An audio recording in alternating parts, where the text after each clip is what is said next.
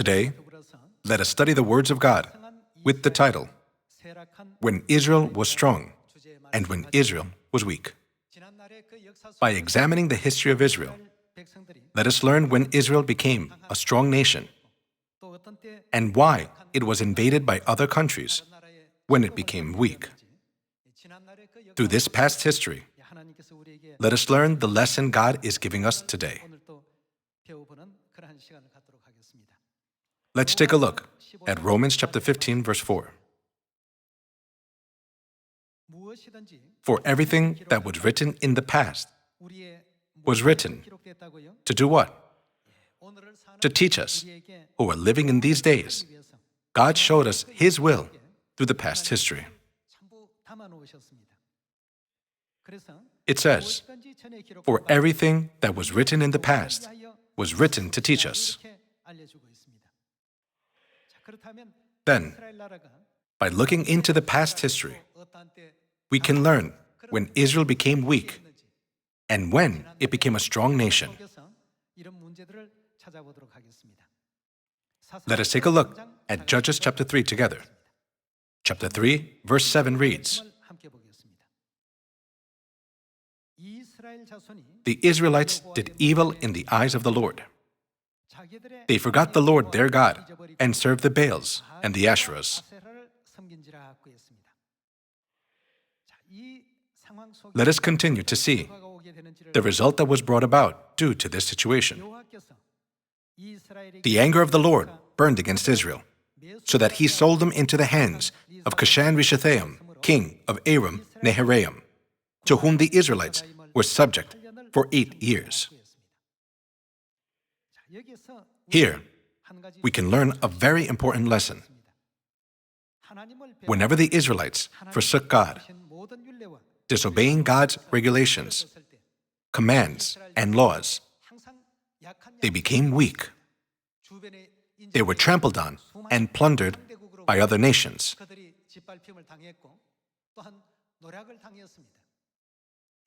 This is a very important point.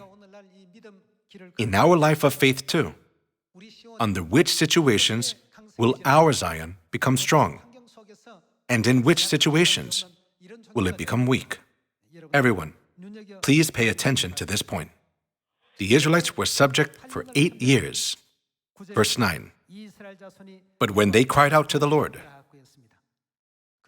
they cried out because they were in agony, living miserable lives. Don't you agree? When they cried out to God and pleaded with Him, He raised up for them a deliverer, Othniel, son of Kenaz, Caleb's younger brother, who saved them. The Spirit of the Lord came upon him, so that he became Israel's judge and went to war. The Lord gave Cushan-Rishathaim, king of Aram, into the hands of Othniel, who overpowered him. Peace was restored in the land of Israel. So the land had peace for 40 years, until Othniel, son of Kenaz, died.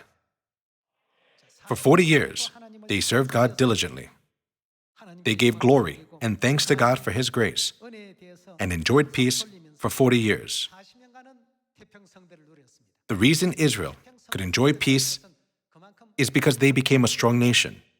A nation is able to enjoy peace when it becomes strong. In those times, weak nations were always trampled on by stronger ones. Thus, the Israelites followed God's will for 40 years, and as a result, they could enjoy a time of peace for 40 years. Now, let's take a look at verse 12. Once again, the Israelites did, what did they do? Evil acts always cause great problems. As they forsook God's teachings and disobeyed God's commandments, they grew further and further away from God. God was grieved whenever the Israelites were deceived and fell into the temptation of following evil pagan customs.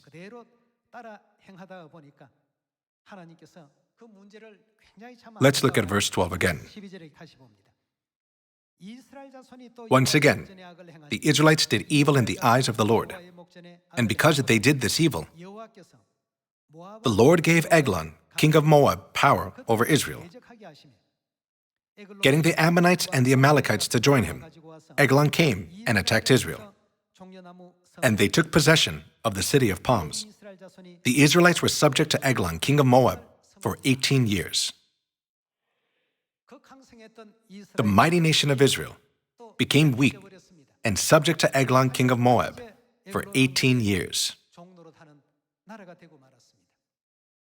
In Judges, 1 Chronicles, and 1 Kings, throughout the history of Israel, we can see that Israel was either a strong nation or a weak and powerless nation.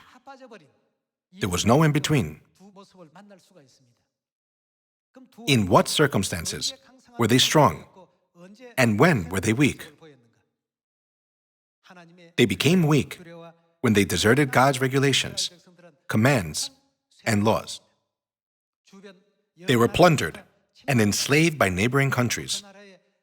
This history was repeated over and over again. Why is God showing us, who live in these days, the history of Israel?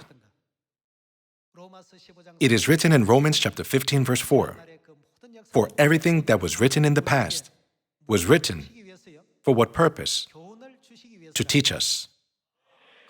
Then, what lessons should we learn from God through the history of the Israelites recorded in the book of Judges?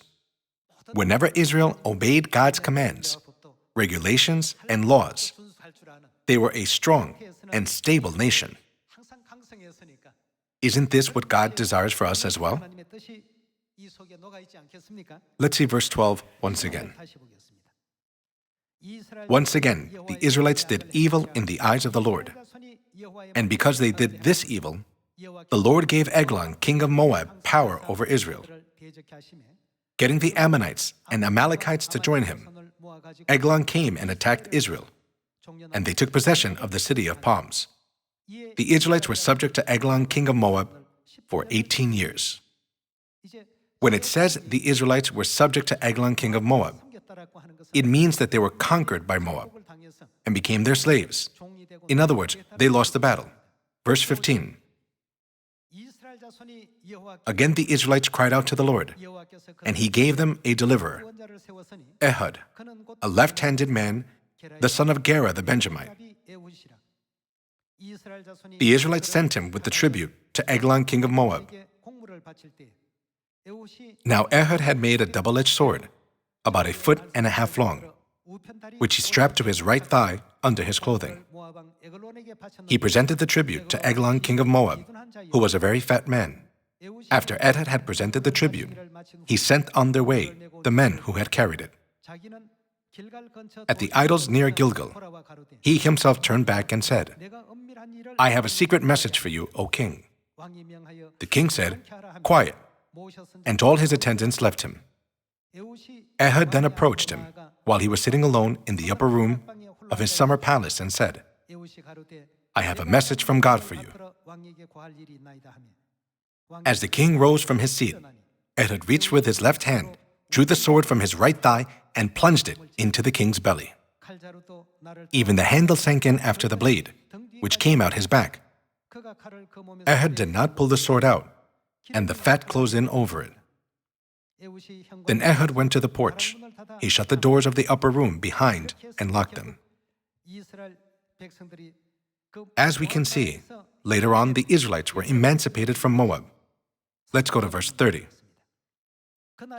That day Moab was made subject to Israel, and the land had peace for 80 years. The history of Israel repeats again and again, leaving God, then returning to God. We can see that whenever they abandoned God, they were invaded by other nations. Whenever they came to revere God, it was then that they became strong, enjoyed peace, and also received tribute from neighboring countries. Let's look at chapter 6, verse 1. Again, the Israelites did evil in the eyes of the Lord, and for 7 years he gave them into the hands of the Midianites. Here, we can see history repeat itself. Israel continued committing evil acts, then returned to God after repenting. Whenever they returned to God, they would become a strong nation and receive tribute from surrounding countries, owing to God's favor. However, later on, the Israelites would lose a battle and then had to pay tribute to other countries. They went through the cycle of becoming weak and then strong. In the Bible, we can easily pinpoint the moment when Israel was strong and when it was weak. Here, it says that the Lord gave them into the hands of the Midianites for 7 years. Verse 2. Because the power of Midian was so oppressive, the Israelites prepared shelters for themselves in mountain clefts, caves, and strongholds. Whenever the Israelites planted their crops, the Midianites, Amalekites, and other eastern peoples invaded the country. They camped out on the land and ruined the crops, all the way to Gaza, and did not spare a living thing for Israel, neither sheep, nor cattle, nor donkeys. They came up with their livestock and their tents like swarms of locusts. It was impossible to count the men and their camels. They invaded the land to ravish it. Whenever the Israelites did evil in the eyes of God, we can see these kinds of events occurring again and again. Verse 6. Midian so impoverished the Israelites that they cried out to the Lord for help. Here we can see in verse 25, when they cried out to God for help, He sent Gideon. Gideon was sent to save the Israelites out of the hands of the Midianites. This is how Israel became strong once again.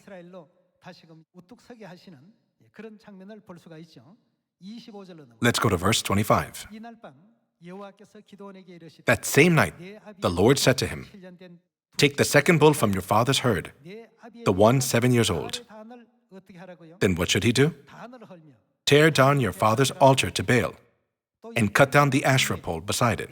Then build a proper kind of altar to the Lord your God on the top of this height, using the wood of the Asherah pole that you cut down. Offer the second bull as a burnt offering. So Gideon took 10 of his servants and did as the Lord told him. But because he was afraid of his family and the men of the town, he did it at night rather than in the daytime. Gideon destroyed all the idols, and the 300 warriors defeated 135,000 Midianite soldiers by the grace of God. This can be seen in chapter 8. Let's go to Judges chapter 8, verse 10. Now Zebah and Zalmunna were in Karkor, with a force of about 15,000 men, all that were left of the armies of the eastern peoples. 120,000 swordmen had fallen. At this point, the victory was already determined. Gideon's 300 warriors destroyed 120,000 Midianite men.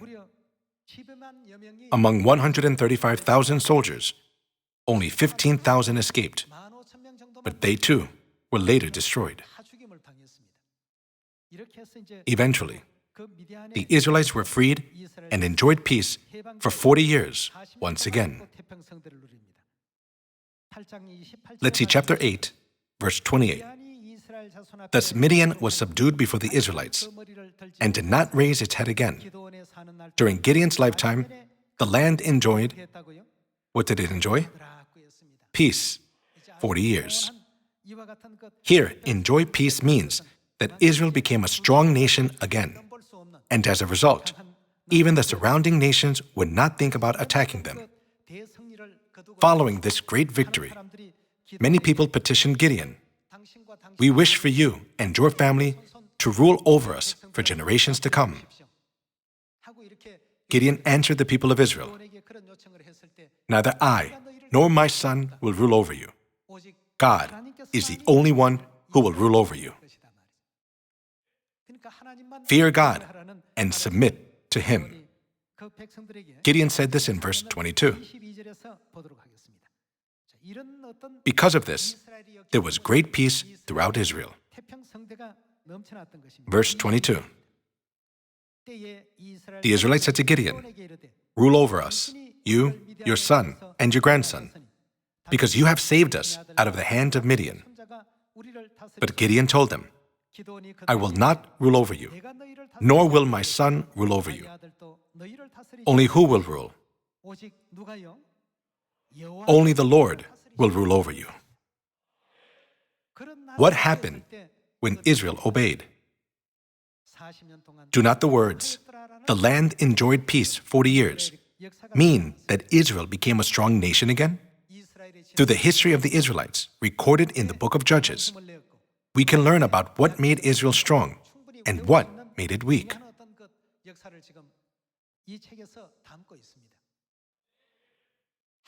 When Israel followed God's commands, teachings, and guidance, they became such a powerful nation that other countries dared not oppose them. However, when they committed evil acts, which were forbidden by God's laws and commands, their strength immediately deteriorated. Now, let us look at the time before the Judges by looking into the history of Joshua. As we have seen, throughout all ages and history, the nation of Israel became weak whenever they came to sin against God. Let's confirm this in Joshua chapter 7. Joshua chapter 7, verse 1. But the Israelites acted unfaithfully in regard to the devoted things. Achan, son of Carmi, the son of Zimri, the son of Zerah, of the tribe of Judah, took some of them. So the Lord's anger burned against Israel. Prior to Achan's sin, the Israelite army was powerful enough to conquer even a strong city like Jericho. However, after Achan sinned, what change took place with Israel's army? Let's see in detail in verse 2. Now Joshua sent men from Jericho to Ai, which is near Bethaven to the east of Bethel, and told them, Go up and spy out the region. So the men went up and spied out Ai. This is the city of Ai. After spying on the city of Ai, when they returned to Joshua, they said, Not all the people will have to go up against Ai. Send 2,000 or 3,000 men to take it. And do not weary all the people, for only a few men are there. So about 3,000 men went up. But they were routed by the men of Ai, who killed about 36 of them. They chased the Israelites from the city gate as far as the stone quarries and struck them down on the slopes. At this, the hearts of the people melted and became like water. Then Joshua tore his clothes and fell face down to the ground before the ark of the Lord, remaining there till evening. The elders of Israel did the same, and sprinkled dust on their heads. And Joshua said, Ah, sovereign Lord, why did you ever bring this people across the Jordan to deliver us into the hands of the Amorites to destroy us? If only we had been content to stay on the other side of the Jordan. O Lord, what can I say, now that Israel has been routed by its enemies? The Canaanites and the other people of the country will hear about this, and they will surround us and wipe out our name from the earth. What then will you do for your own great name? The Lord said to Joshua, Stand up. What are you doing down on your face? Israel has sinned. They have violated my covenant, which I commanded them to keep. They have taken some of the devoted things. They have stolen. They have lied. They have put them with their own possessions. Joshua was surprised at how weak the once mighty Israelite army became. Previously, God had greatly strengthened Israel, that they were able to win a victory over the formidable city of Jericho. Now, however, they became so helpless, trembling with fear, that they were not even able to defeat the small city of Ai. What was the reason? They committed wickedness against God.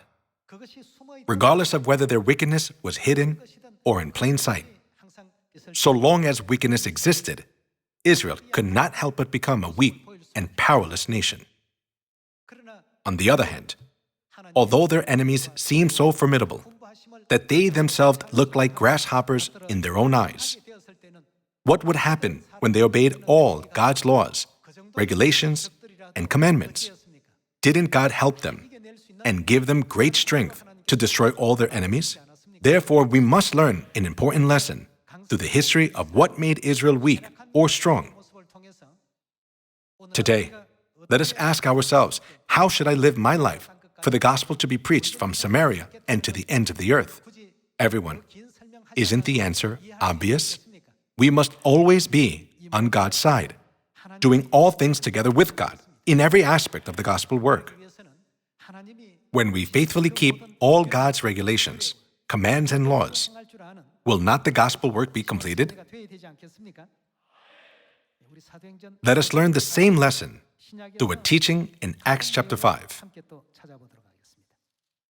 Acts chapter 5, verse 38. Therefore, in the present case I advise you, leave these men alone. Let them go.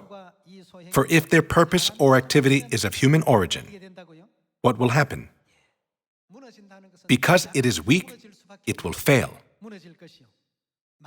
But if it is from God, you will not be able to. What can they not do? No matter how many people come, with whatever authority they come with, they will never stop these men. You will not be able to stop these men. You will only find yourselves fighting against God. Everything must come from God, whether it is the method of preaching or the regulations of the truth. The gospel work cannot help but fail if any aspect of the gospel work originates from personal opinions, philosophy books, or teachings from the world instead of from God. Doesn't life, death, curse, blessing, and strength originate from God? If we live according to God's words, preach according to God's teachings, and live a life of faith according to God's will, then our enemies will remain far from us, the children of God. Please, pay close attention to when the Israelites were a strong and powerful nation in history. And also pay close attention to when they became weak. Their strength was not contingent on their number, whether many or few. Didn't God grant them strength to overcome 135,000 with only 300 men? However, God showed that even a vast army was weak, being chased off by an army of a very small city when they did not keep God's commands. The history of Israel, recorded by God, serves as a lesson for us today. Gamaliel, a teacher of the law, knowing this said, "Pay attention to whether their teachings and actions come from God or from men." Did the Sabbath day originate from men? Did the Passover originate from men? All the teachings that the saints of the early church followed originated directly from Christ. Given this, how could such a strong people ever be stopped?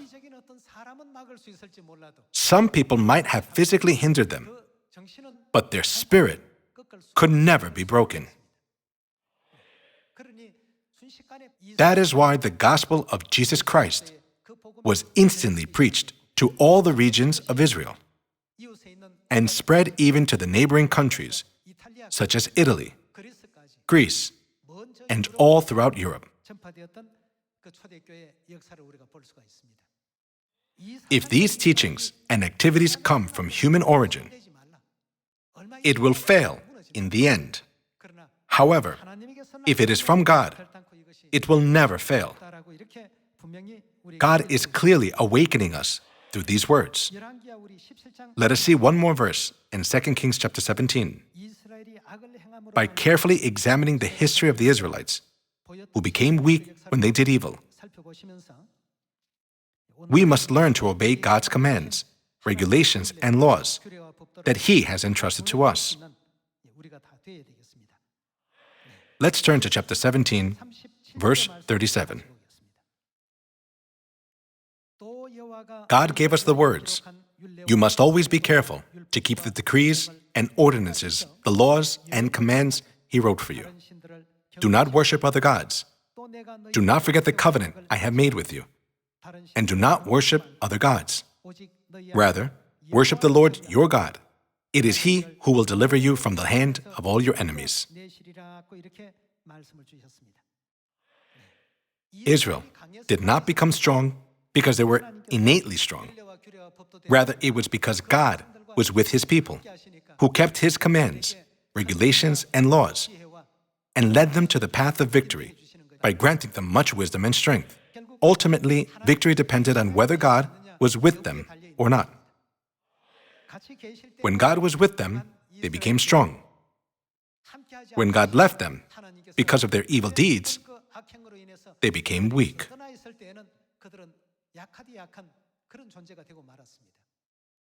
Let us graciously and beautifully obey all the words of God, such as the New Covenant, and all the teachings God has commanded us, so that we may become strong through the invisible help of God's power, and preach the gospel from Samaria and to the ends of the earth. Let us suppose a soul is at a crossroads between Satan and us, and we are both fighting for his life. Can't we lead him to salvation and be victorious when we are strong? By ourselves, we cannot be victorious in the fight against Satan. Who can give us strength and lead us to victory? It is only possible when we are clothed with the power of God. For God to be pleased with us and help us, we must forever obey the words, be careful to keep all the decrees, commands, and laws given by God, as recorded in the Bible.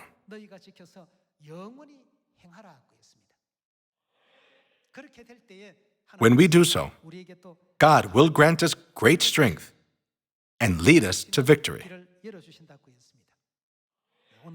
Today, through the history of the forefathers of faith, we have all come to realize the situations in which Israel became strong and when they became weak. I hope that all people of Zion will live according to the teachings of God. By this, I would like to conclude today's sermon. Thank you very much.